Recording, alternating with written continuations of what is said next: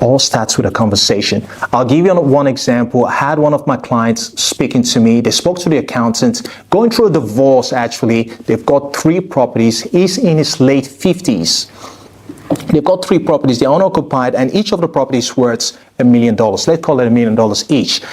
The wife is keeping 1, and he's keeping 2, and giving her $500,000 on the other one. So then that way it works out to be 1.5. So his accountant advised him to sell the investment property and sell to the wife, and basically use the rest to pay his debt. So let me just quickly give you guys this to understand that having the right conversation, it could be the difference between you making money or losing money. Now, this particular client, he was so thankful, saying, Collins, I am so glad I actually spoke to you first before pulling the trigger, right? So let's paint this scenario here. 3 properties, right? We talked about 3 properties. Principal place owner-occupied, which is the principal place of residence, what's $1 million? How am I writing that? $1 million, and investment property. And IN means investments, right? IN means investments. What's $1 million as well? IN, $1 million, right?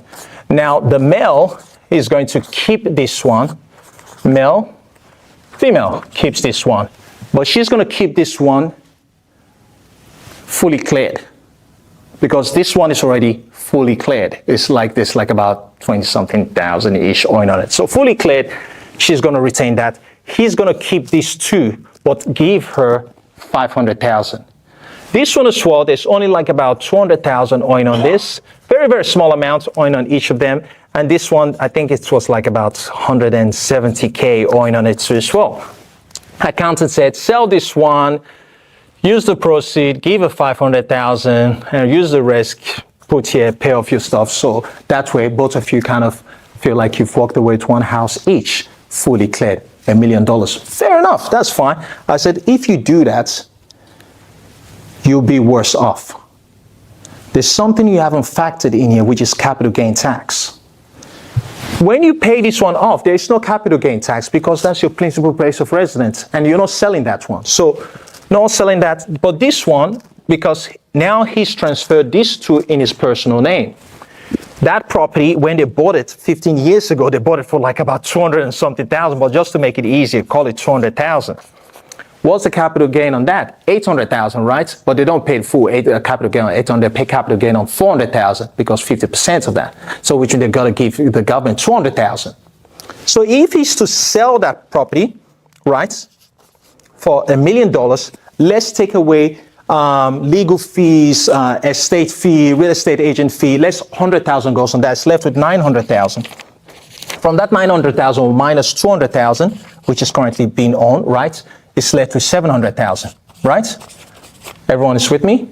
Now, from that 700,000, he's still got to give 200,000 to the government from the capital gain tax. So minus 200,000 on that, you're left with 600,000. Now, from the 600,000, it's left, he's going to pay this off. Then he's going to be left with 400,000 on this particular scenario, if he's to go with his accountant.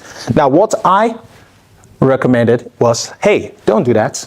What we're going to do, we're going to do a cash out on this. We're going to refinance this to the maximum we possibly can.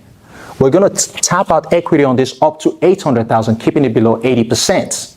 So then that way it gives you a cash out of 600,000, but you still got your property. Now, from that 600,000, you give your ex-wife 500,000. The 100,000, you can use it to pay this one down or leave it the way it is. Then wait 1 year.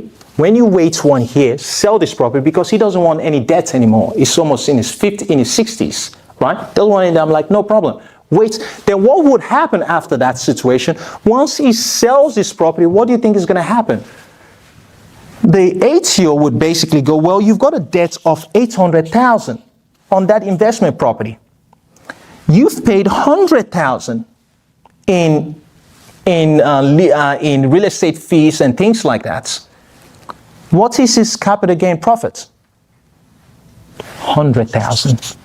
That's his capital gain profit. That means going from paying 200,000, he would have ended up paying only $25,000 in capital gain tax. Now, that's the difference in knowing the right people and having the right conversation. From that 30 minutes conversation, I was able to save him $175,000. That's incredible. It is incredible. It is incredible. I was so excited for him. I was like, you bloody bastard, you better buy me something nice, right? So, but that's what it's all about. And now think about this from all different standpoints. Whatever you want to achieve, someone already has it. Look for that person. They'll shorten that process for you. I don't understand why people don't actually go to people and ask questions. Oh, I want to be an architect. Go speak to an architect. Or I want to own an architectural firm. Go speak to someone that already owns it. Nothing may come out of it, but you'll be surprised. They might shorten that process. They might be able to give you some certain loops around it. So you got to start thinking about whatever you want, whatever you need. Someone already been there, done that. Go speak to them and see how well they can shorten that process.